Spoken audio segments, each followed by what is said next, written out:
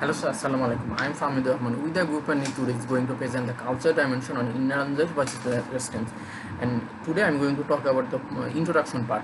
So introduction of culture is very much important for not only establishing business but also establishing a new relation with other countries. For example, one person is wanted to establish a business in China, but he does not know about the culture, the norms of China. So without knowing the culture and culture dimension of in China, he will not be able to success, he will not be able to run his business, and there is no chance to success in business. So in this perspective we can understand that culture dimension is knowing is very much important. So around the world, human beings are being classified into multiple groups based on the common practices they follow, which mostly varies based on language, religion, cuisine, music, arts, etc. This is what we call a culture.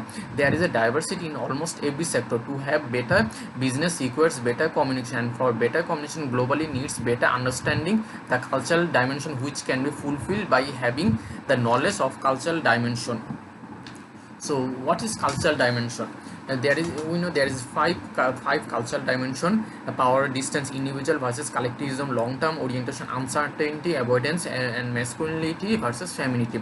So Hofstede's cultural dimension theory is a framework for cross-cultural communication developed by Geert Hofstede. It shows the effect of a society's culture on the values of its member and how these values relate to behavior using a structure derived from factor analysis. So also, cultural dimension are psychological dimension or value structure that may be used to describe a given culture. According to Hofstede, it is a notion with five value aspects, and five value aspects: hierarchy, identity, gender, uncertainty, avoidance, and any other nation's direction are all dimension here. So last comes, who is Great Hofstede? Well, everyone knows who is Great Hofstede. He is a great psychologist. Great. His full, full name is Gerald Hendrik Hofstede, also known as Great. Hofstede was a Dutch social psychologist and a professor of organizational anthropology and international management at the University of Maastricht. But he born in 1928, but sadly he passed away in last year 2020. He is renowned for his eminent research on cross-cultural groups and organizations. He developed one of the most notable frameworks for measuring cultural dimension in a global perspective. From his given theory, he described the differences of people through some cultural dimension of national culture. Despite conveying such a convincing theory, there are some limitation, but it is great helpful for every of us. And that's all from me. The next part will be described by our partner Istinub, Azad. Thank you. Assalamu alaikum, I'm Azad, and I'd like to quote a famous sentence by Mark Twain. Everything has a limit. Iron ore cannot be educated into gold. That's right. How great something is made, there's always a limitations to everything. Same goes for the renowned model of Great Hofstede. Due to his lackings, the specialists pointed out lots of criticisms, and one of the most significant one is that it is based on assumptions, which makes it culturally questionable. Let's see how it comes to that. Suppose a top software company launched an application with utmost perfection. However, when the users start using it, thousands of bugs are seen. It happens in almost every works, whenever it is studied or analysis happens. Same goes for the experts while analyzed the model of Hofstede. Hofstede study assumes domestic population and homogeneous as whole, but most nations are groups of ethnic units. From another example of some European countries, many are still affected by World War II, but the political influences are absent in his model. Also, we know Bengali people are present in two countries, but Hofstede presents that it varies on each countries only. Similarly, many concepts don't go with the present situations. As a result, there are statistical integrity in a lot of things. Thus, more dimensions are necessary for the analysis, and to make things more relevant, more companies and surveys are necessary. Only one company approach is not enough. Regardless of all this, Hofstede's work are still one of the best, and it's valuable in the future as well. Culture can be found in many different variations, just like the colors, while analyzing it, and it is necessary to measure them properly. Besides, diversity among workers is found in almost all global-based multinational companies, and they strive while dealing with the multiple personalities, like the puzzles. But if the puzzles are put in the right order, then success will be achieved. And for that, we gotta know one of the most important dimension to measure culture. That is indulgence versus restraint. This mainly refers to the citizens' freedom in a society. Let us see what indulgence-based countries do. In these countries, there is high rate of happiness, and there is also people with personal life control. There's also freedom of speech, and the positive emotions are more. The education and birth rate is quite higher comparatively, and there are much wealthy people lives. In case of restraint-based countries, things are quite opposite. That is, there's lower percentage of happiness. Instead of personal, societal rules and regulations control one's life. Negative emotions are more, and poverty prevails much greater than the others. Lower rate of education and birth rate, and less freedom of speech is found. After knowing a person's culture, proper communication is possible with perfect teamwork. A lot of nations are there across the world with high differences in culture. Next, you will see the comparisons between the countries from the next member of the group. Thank you. Hello, this is Rifa Syara, and as we already know the differences between indulgence and restraint, now I'm gonna discuss the comparison and analyze between the countries based on indulgence and restraint. First of all, we have compared Pakistan and Denmark. Pakistani culture is entwined with those of South Asia and Central Asia. It is made up of several ethnic groups who hold strong religious beliefs. With a score of 0 on this dimension of indulgence, as we can see from the graph, Pakistan may be described as a very restrained society. The people usually don't have freedom to do whatever they want, and there are many strict societal rules that people in Pakistan must follow. There are still places in Pakistan where female kids are not allowed to go to school even in 21st century. Pakistan is more of a pessimistic society. And now if we talk about Denmark, Denmark is a nation in Northern Europe that is a part of Nordic region. The standard of life is high and the gap between affluent and poor is minimum. With a score of 70, Denmark is an indulgent society. People in communities with high indulgence score are more likely to follow their instinct and inclination when it comes to enjoying life and having fun. The next two countries that we have compared are Italy and New Zealand. With a low score of 30, as we can see from the graph, Italian culture is characterized by restraint. Cynicism and pessimism are common in societies with a low score in this category. In addition, unlike indulgent cultures, controlled social orders place less significance on relaxation time and exercise more prominent power over the satisfaction of their desires. And on the other hand, the comparatively high score of 75 for New Zealand shows that their culture is one of indulgence. They are an optimistic society and they enjoy their freedom. Their society isn't controlled and they are expected to be self-sufficient and has an individualist culture. Now I'm gonna give the floor to my teammate to discuss more on this topic. Thank you very much, Rifa, for giving me the floor. The next pair of country we are going to compare are Belarus and Sweden. So from our chart we can see that Belarus is very low and Sweden is very high on these scores. Sweden has 78. So that means they are a very indulgent country. Individuals living in this kind of culture are generally always ready for realizing their driving forces, their inner desires, and living life at the fullest. They are usually very much optimistic on their life, and additionally they put higher value on leisure time and spending money like it is not a very big deal.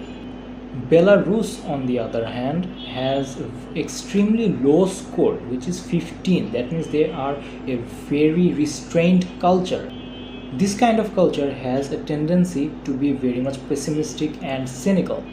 Furthermore, they put very little importance on their relaxation and leisure time, and sometimes even they feel like enjoying too much or indulging too much is unethical or inappropriate. Next one is Canada and Morocco.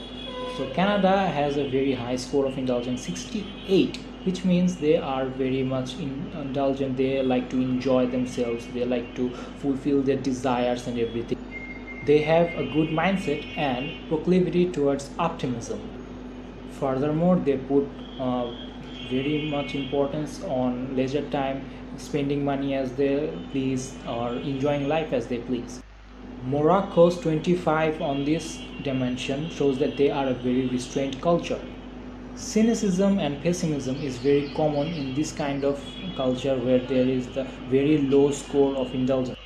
In addition, unlike Canada, Morocco puts very little importance on leisure time and they exercise very strong control over things they like, over things or over their desires, and indulging themselves often seem like unethical. Next we have China and Switzerland. So from the chart we can see that China has very low score of 24 where Switzerland has 66. Like every other country with low indulgence score, China also puts very much effort on controlling their inner desires and they do not tend to enjoy life at the fullest. Their communities tend to be very much cynical and pessimistic. Restricted societies put less emphasis on leisure time and exercise greater control over desires and enjoyment. Citizens with this orientation believe that their actions are constructed by the social and religious norms and rules, and indulging themselves is very wrong. Switzerland, on the other hand, have a higher score of 66. That means they are a very indulgent culture. So individuals living in this kind of culture are very much optimistic about enjoying their life like every other country before. When it comes to enjoying life, citizens are very much open to all the opportunities they get to enjoy their life. They are very optimistic. And like Sweden, as mentioned before, they put much importance on leisure time, and it's not very important for them to think about money, and they can spend it as much as they want, as how they please. Now I would like to ask Archita to wrap it up for us. I am Samiul Huda. Thank you very much. Hello everyone, welcome to our BUS201 presentation. This is Archita Saha presenting to you. Before me, all my group members have presented different aspects of cultural dimension and Hofstede cultural dimension theory and its criticism and different country comparison. I'd like to start with saying that culture is defined as the collective mental programming of the human mind which distinguishes one group of people from another. For example, we can say that an American boy loves playing basketball, so he will choose basketball over studies. He might do so, but in Bangladesh, even if someone loves basketball, he cannot do this due to social and peer pressure. This is the difference between the culture of America and Bangladesh. Now, let us talk about two aspects of cultural dimension, and that is indulgence versus restraint. Indulgence countries are considered as more happy and more positive emotional and freedom, and countries which have more freedom of speech, higher education rate, and they are wealthy. And restraint countries are thought as lower happiness, lower society, more society control, less freedom of speech, negative emotions, lower education, and birth rate and poverty prevail countries. For example, we can talk about Bangladesh versus United Kingdom. From this graph, we can see the indulgence of Bangladesh is 20 and United Kingdom it is 59. So much of difference. Bangladesh is considered as a restraint country and United Kingdom is considered as an indulgence country. So indulgence versus, so in the comparison of indulgence versus restraint, Bangladesh versus United Kingdom, we can see that Bangladesh have more strict social norms and people tend to follow social norms, and they think that before doing something I should think about my social norms and all that. But in United Kingdom, people are more liberal about social norms and they do not have to think so much before performing any kind of task. And another example, we can see that sports. In Western countries, people do not prefer playing. Sports is something they love to watch and enjoy, but not to play. Just one example can be Sakib Al Hassan. When he was young and loved to play cricket, his parents used to stop him and encouraged him to study more to have a stable future. So financial security matters a lot. But if you talk about a boy from United Kingdom, he will probably go for cricket more than his studies, and he won't have to face the peer pressure for those things. And Hofstede, another claim is that in Bangladesh or Western countries we will get more introverted personalities, and in United Kingdom we will get to see more extroverted personalities. At the end of the day, I would like to say that culture cannot be reduced to immutable characteristics, and it is not the solo indicator of an individual's learning identity. It is not true in the case of introvert or extrovert persons, as it is their personal characteristic, and if people can change it. Like a person can be extrovert or introvert depending on surroundings, and the person can change or improve himself or herself depending on personal practice. And it is not always true that people from indulgence countries will be more extrovert and people from Western countries will be less extrovert. And though Hofstede's cultural dimensions have lots of criticisms, but it has established a strong research history in cross-cultural psychology, and some criticism says that most of Hofstede's findings are absolutely assumption, and Hofstede didn't even culture study, but more research is required in this field, and it is also a great theory for cultural dimension. And Hofstede never studies culture. It is one of the reference of saying that is Journal of Paragamon, Sheikh, Rachel F.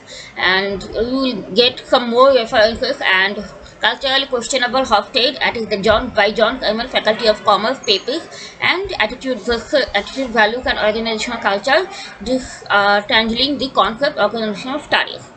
So that is all from my side, and thank you everyone for listening to us. Any questions? Thank you very much.